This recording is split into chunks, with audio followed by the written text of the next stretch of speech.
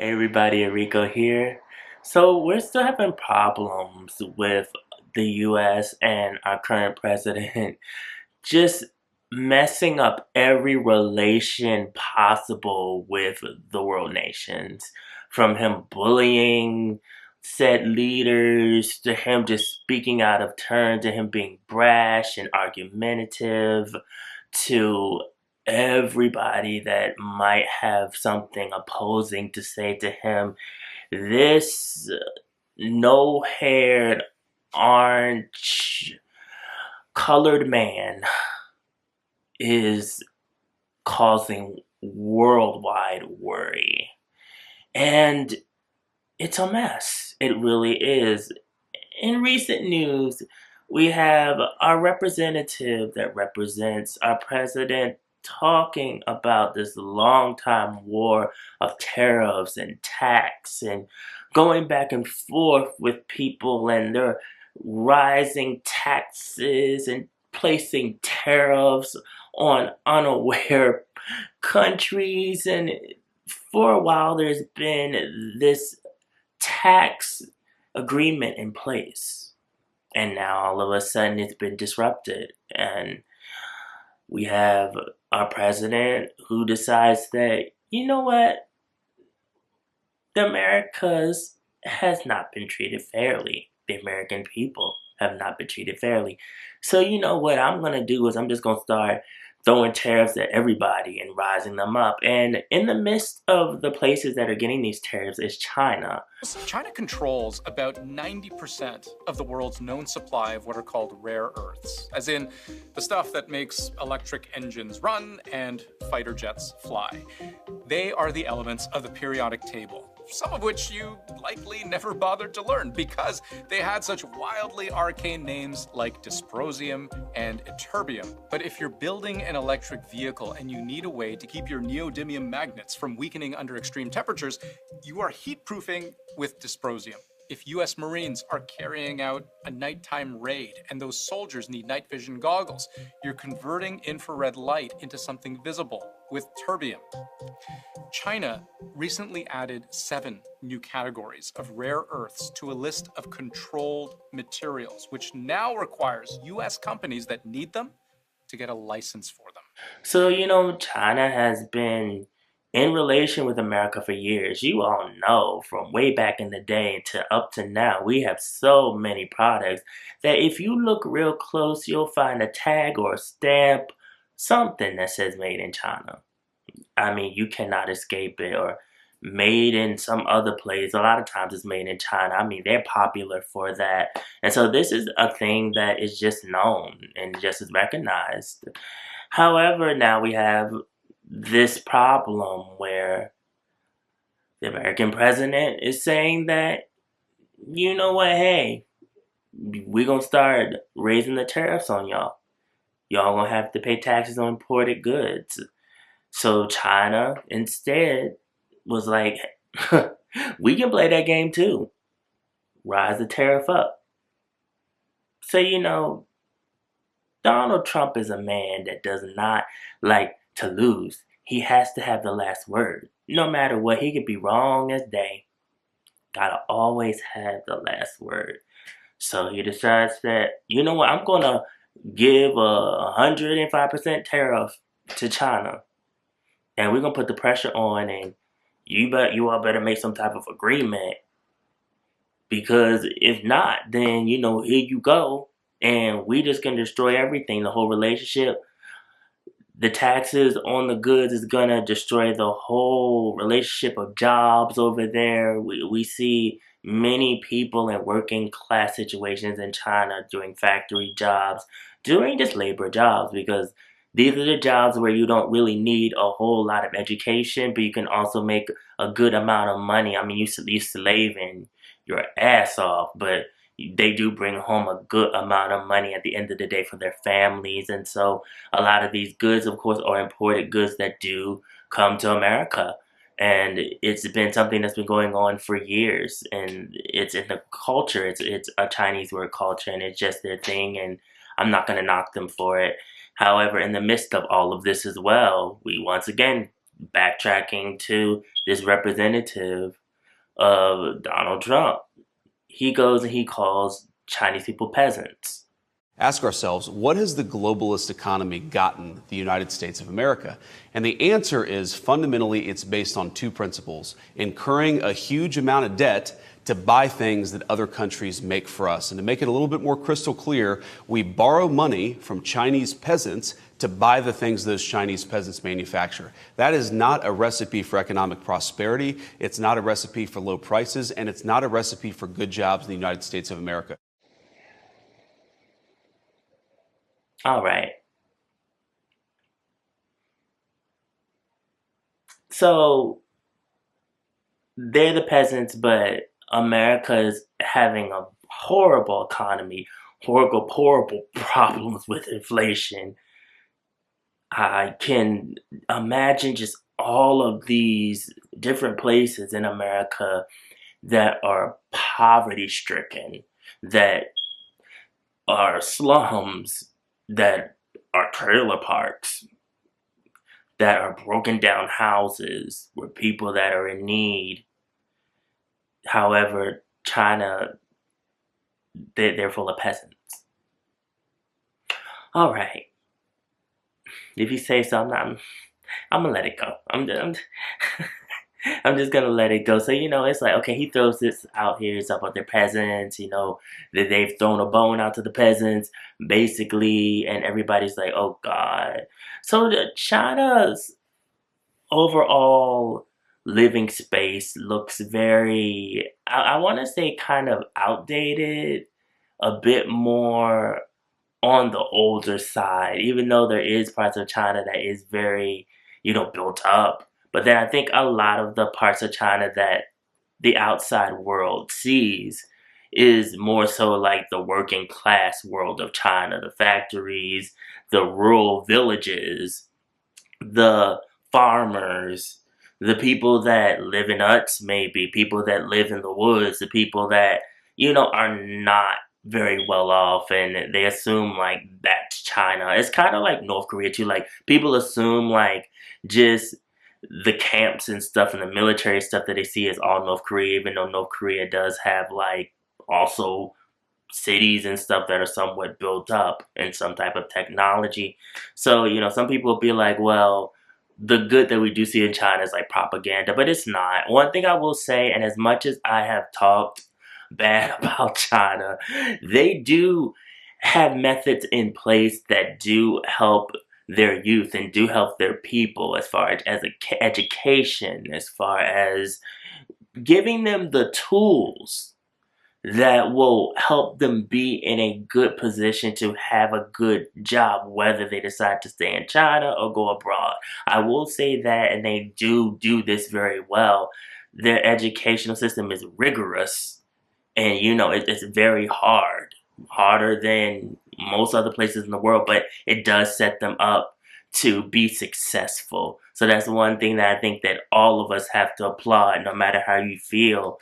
They definitely are doing the thing when it comes to that, and you see it on their social media, the little clips that do leak through, because a lot of our side of the internet is banned in China, so it's like we get little bits and pieces here and there.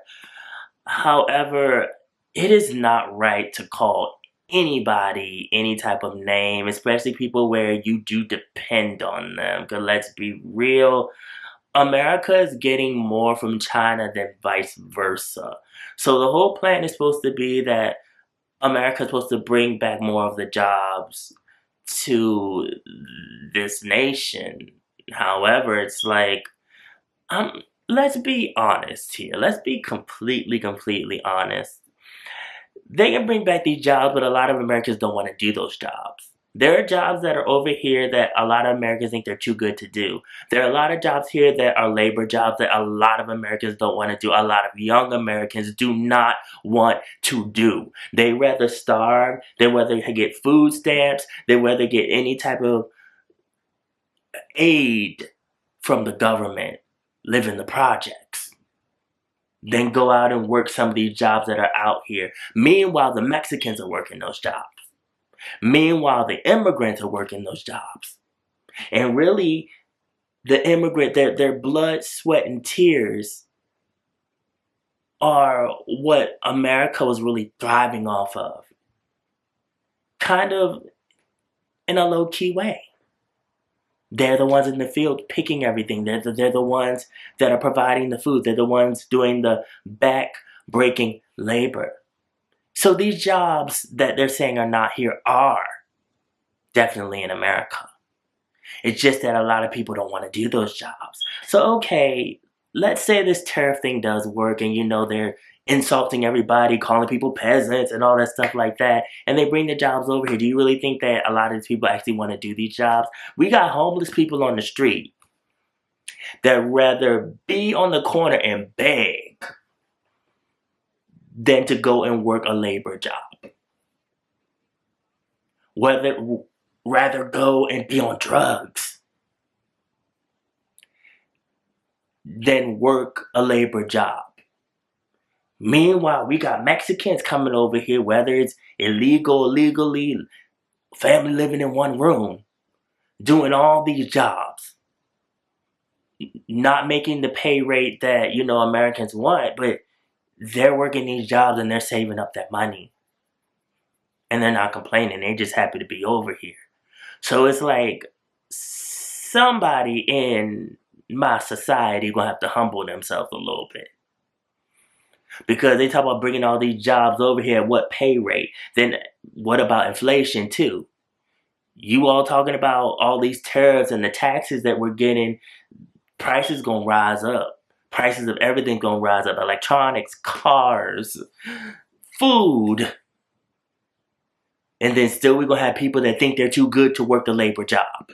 They think they're too good to go out and work whatever job. They're not gonna want to do it.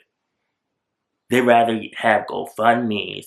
They'd rather be on social media and be an influencer. They'd rather sit and look pretty and think someone's supposed to just give them money because they're good looking. World doesn't work like that. And what we're going to find out is why they're calling people peasants and all that stuff like that. And yeah, this is going to hurt China if there's not a compromise. But they're going to dig their way through. One thing about all these other places is they crawl their way back up. Meanwhile, we're stuck up. America's all stuck up. We gotta have things our way. Everything gotta be this, that way, or the other, and we're messing ourselves up. But what makes interpreting what Trump truly wants from any fight he picks really difficult is that his goals are sometimes self-contradicting. For example, on the one hand, he claims to love tariffs, like the ones imposed on China, because of all the revenue raised by charging the American companies who pay those tariffs. We're going to start being very wealthy again. We're going to be wealthy as a country because they've taken so much of our wealth away from us. But he also claims the purpose of tariffs is to do the exact opposite, which is to convince enough American companies not to pay them and instead bring manufacturing back to America. Jobs and factories will come roaring back into our country, and you see it happening already.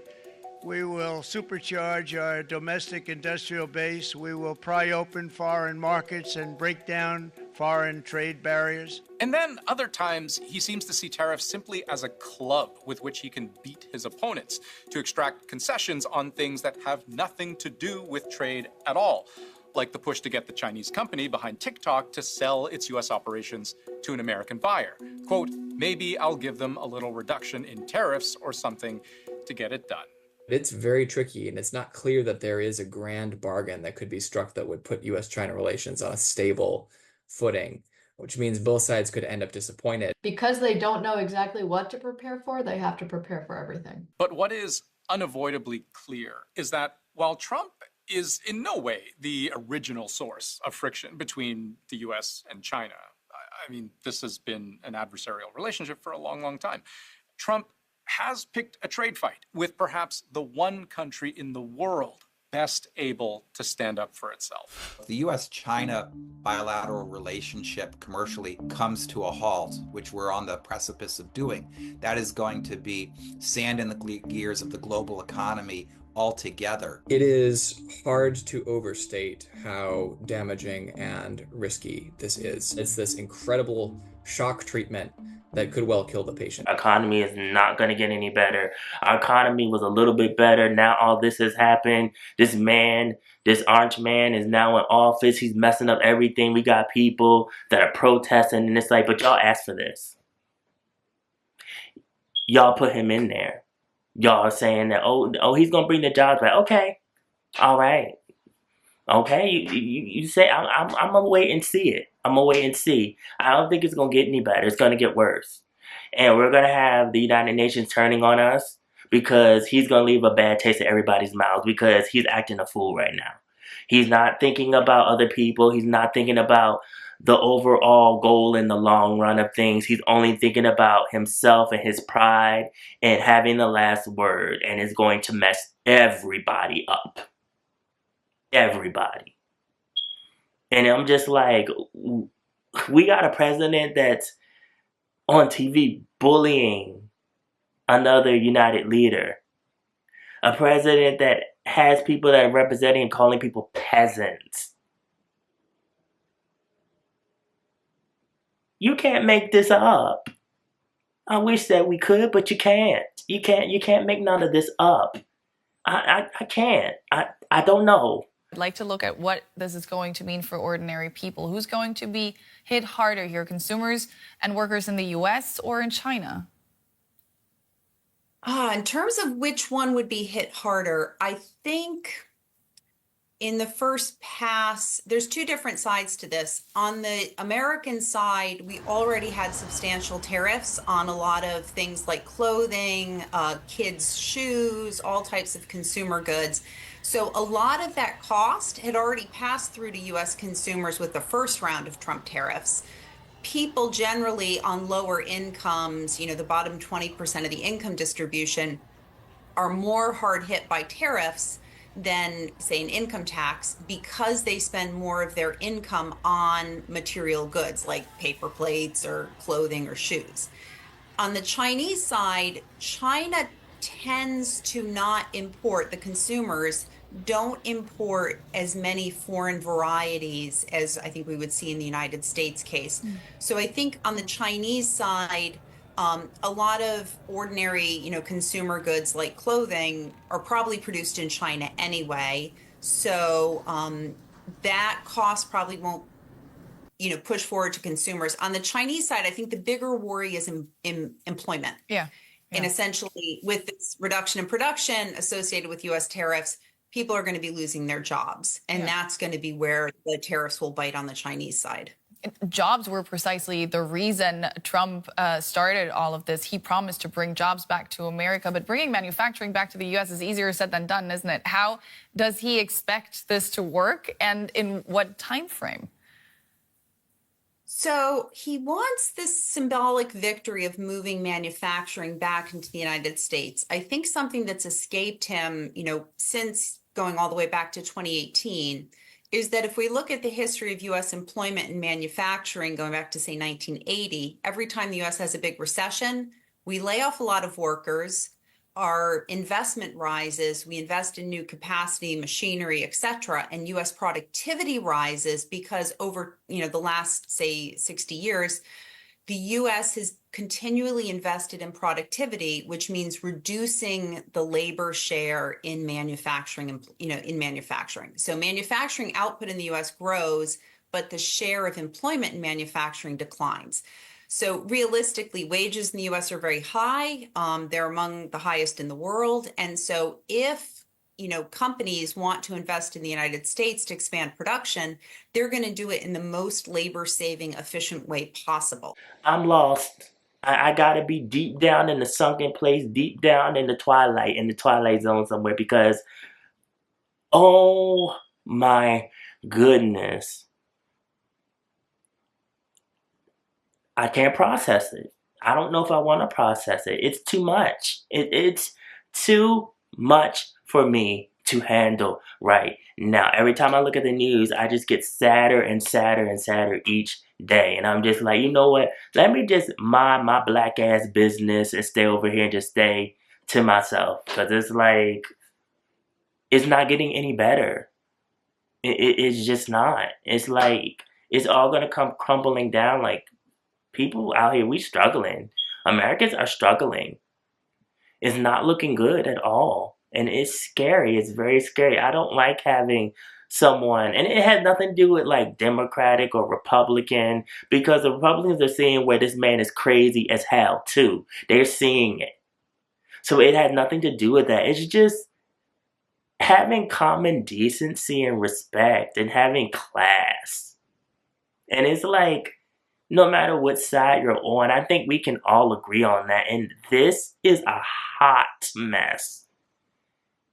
And it needs to be cooled all the way down. So you guys, this is a lot to think about. Follow my social media, mostly my Instagram. Also, blog News Hip Hop Culture. The link is always down in the description box below. And remember, be real, stay real, live in the real, and I will always be back. Thank you guys for watching. Put below how you feel about this, and I will see you in the next video.